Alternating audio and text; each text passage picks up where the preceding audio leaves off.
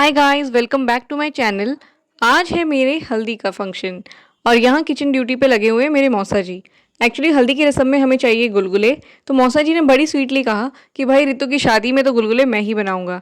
और हम सब मौसा जी की स्किल्स देखकर हो गए हैरान हैरान इसीलिए क्योंकि मेरे मौसा जी को तो खाना बनाना बिल्कुल भी नहीं आता। खाना छोड़ो, उन्हें ठीक से चाय बनानी भी नहीं आती, पर फिर भी वो इतने अच्छे गुलगुले बना रहे थे कि यार हम सब सच में शौके हो गए। शायद यही जादू होता है बेटी की शादी का। और यहाँ मेरी मौसी और मेरी बहन लगे हुए हैं हल्दी की बाकी तैयारियों में। रस्म के लिए बाकी जो भी चीजें चाहिए वो सब कुछ रेडी करके रख रहे हैं ताकि लास्ट मोमेंट पे हड़बड़ी ना हो। और अगर आप लोग ये सोच रहे हैं कि मैं कहाँ हूँ, तो मैं बता देती हूँ कि मैं हल्दी की रस्म के लिए हो रही हूँ रेडी, और मुझे रेडी होने में हेल्प कर रही है मेरी मम्मी। और फाइनली मौसा जी अपनी किचन ड्यूटी खत्म कर कर पहुंच चुके हैं अपने दूसरे काम के लिए।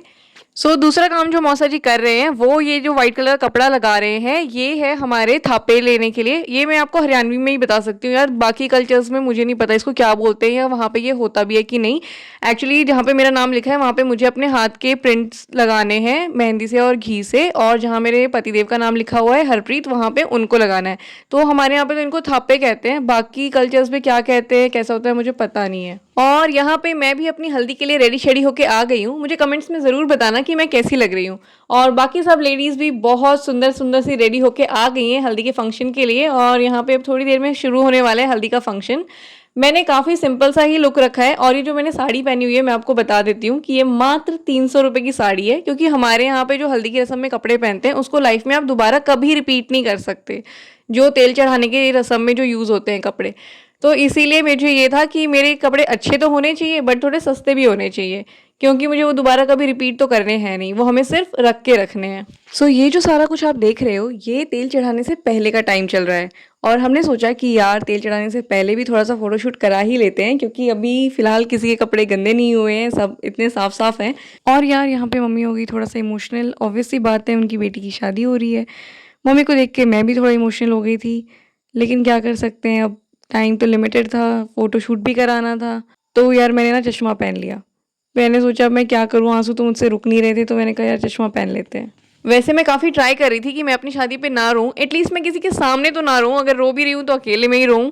लेकिन यार मैं बहुत ही इमोशनल इंसान हूँ और मेरे को छोटी छोटी बातों पे रोना आ जाता है, तो फिर शादी तो इतनी बड़ी चीज़ होती है, तो ऑब्वियसली मेरे लिए बहुत मुश्किल हो रहा था कंट्रोल कर पाना। पर खैर मैंने वो सब व्लॉग में नहीं रखा है, क्योंकि मैं चाहती हूँ कि जब भी मैं अपनी शादी को दोबारा मुड़कर देखूँ, जब भी मैं अपनी इन रस्मों को देखूँ, मैं हमेशा खुश हूँ इन्हें देखकर, कभी भी दुखी ना हूँ, और आप भी सब इन्हें देखकर बहुत ज़्यादा खुश हुए। बहुत सारा फोटोशूट कराने के बाद हमें ऐसा लगा कि हाँ चलो भाई, अब हम असली रस्म की तरफ भी बढ़ सकते हैं।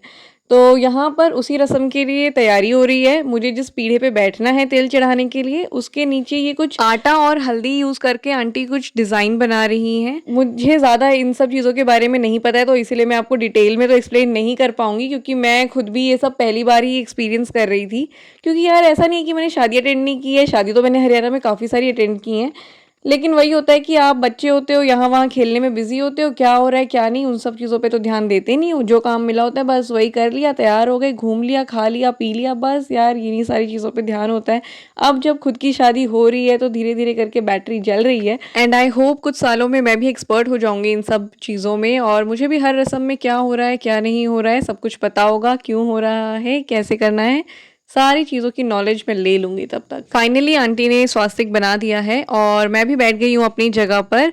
अब यहाँ पे होने वाली है तेल चढ़ाने की रस्म। उससे पहले सभी लेडीज़ के हाथों में बंध रहा है कांगना। हमारे यहाँ पर एक ये रेड कलर का धागा सा होता है जिसे कांगना कहा जाता है, जो दुल्हन के हाथ और एक पैर पे बांधा जाता है, और जो भी लेडीज़ उसकी हल्दी की रस्म अटेंड करने आती हैं उन सभी लेडीज़ में वो बांटा जाता है, और वो सभी लोग भी अपने एक हाथ पर कांगना बांधे रखती हैं। हल्दी की रस्म से लेकर नॉर्मली शादी के कुछ दिनों बाद तक लोग बांधे रखते हैं।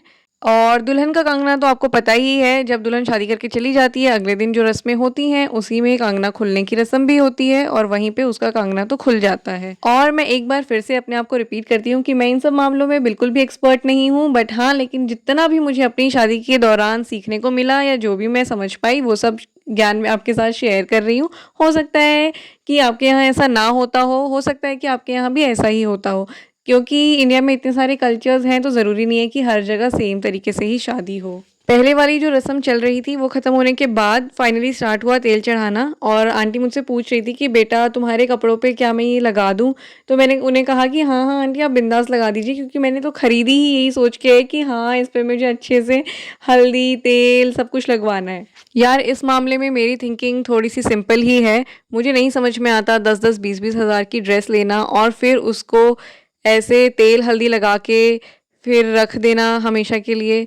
मैं तो ऐसा नहीं कर सकती थी, इसीलिए मैंने अपने हिसाब से जो मुझे ठीक लगा वो मैंने किया। आई नो आप लोगों में से बहुत सारे लोग ऐसे होंगे जिनकी थिंकिंग ये होगी कि यार शादी लाइफ में एक ही बार होती है, तो क्यों ना उस पे जी भर के खर्चा किया जाए। बट मुझे ऐसा लगता है कि यार सिर्फ एक ही दिन, एक टाइम के आउटफिट के लिए इतना खर्चा करना, it's not worth it. But if you are someone जिसे लगता है कि यार it's my wedding day, I should do everything that I want to do, then I think you should definitely do it. क्योंकि मुझे ऐसा लगता है कि end of the day what's important is कि आपको क्या अच्छा लगता है। सी मुझे मेरी शादी में जो अच्छा लगता था मैंने वो किया, इसीलिए मैं खुश थी अपनी शादी को लेकर। सो इसीलिए मुझे ऐसा लगता है कि आपको सोसाइटी के या सोशल मीडिया के प्रेशर में नहीं आना चाहिए और आपको जो अच्छा लगता है आपको वही करना चाहिए अपनी शादी में, because it's your day and your happiness matters the most. अच्छा, इफ़ एनीवन इज़ इंटरेस्टेड मैं बता देती हूँ कि ये जो फ्लावर ज्वेलरी थी ये मैंने ऑनलाइन ली थी, जिसका लिंक मैंने आपको दे दिया है, तो उस पे से आप क्लिक करके ऑनलाइन ऑर्डर कर सकते हैं। और मेकअप जो है मैंने वो अपना खुद ही किया था। मैंने ऑब्वियसली मिनिमम मेकअप किया था क्योंकि मुझे कुछ आता जाता है नहीं मेकअप में ज़्यादा। और मैंने मेकअप आर्टिस्ट से इसलिए नहीं कराया था क्योंकि मैं कभी मेकअप करती नहीं हूँ, तो मुझे ये डर था कि अगर मैं हर रस्म में मेकअप बाहर से करवाऊँगी तो ऐसा ना हो जाए कि फाइनल जो वेडिंग वाला डे है उस पे मुझे ब्रेकआउट्स हो जाए, पिंपल्स आ जाएँ। इसका मुझे काफ़ी डर था, इस वजह से मैंने बाहर से मेकअप नहीं कराया था, क्योंकि मैंने काफ़ी लड़कियों के साथ ऐसा होते हुए देखा है।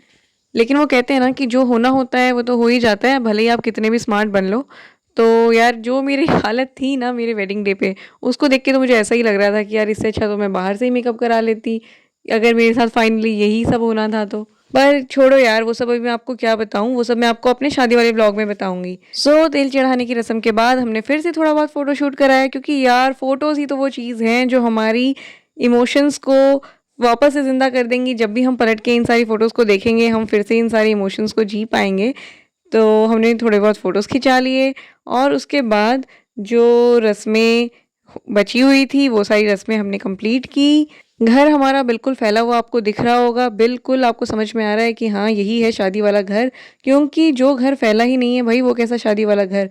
शादी वाले घर को भाई कितना भी सँभालने की कोशिश करो, वो नहीं सँभलने में आता है, वो फैल ही जाता है। सो फाइनली हल्दी की रस्म की जो ज़्यादातर चीज़ें थी वो हो गई थी और इसके बाद मैं चली गई थी नहाने के लिए। नहाने के बाद जब मैं वापस आई थी, तो हुई थी मेरी एक आधी रस्म वापस से, लेकिन उसका कोई फुटेज नहीं है, तो वो सब मैं आपको नहीं दिखा पाऊँगी, सॉरी।